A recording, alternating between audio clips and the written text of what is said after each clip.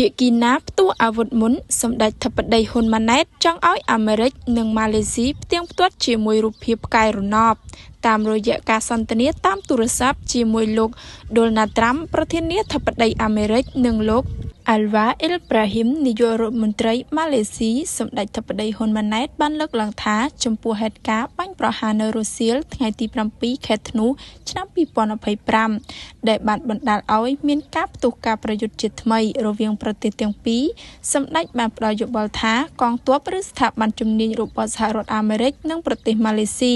អាចប្រើសមត្ថភាពប្រមូលព័ត៌មានរបស់ពួកគេដូចជារូបភាពផ្កាយរណបដែលបានថតអំឡុងពេលនោះនិងក្រោយពេលនោះរយៈពេល24ម៉ោងដើម្បីផ្ទៀងផ្ទាត់ថាតើភាគីណាបានបាញ់មុន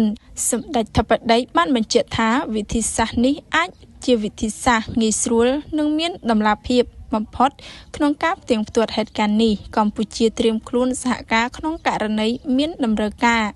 ទន្ទឹមគ្នានេះសម្ដេចធិបតីក៏បានថ្លែងអំណរគុណ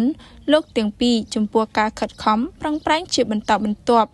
សម្រាប់ឲ្យបាននូវសន្តិភាពយូរអង្វែងរវាងកម្ពុជានិងថៃកម្ពុជាតែងតែប្រកាន់ភ្ជាប់នូវជំហរក្នុងការស្វែងរកការដោះស្រាយជម្លោះដោយសន្តិវិធីស្របតាមស្មារតីនៃសេចក្តីថ្លែងការណ៍រួមទីក្រុងកូឡាឡាំពួរ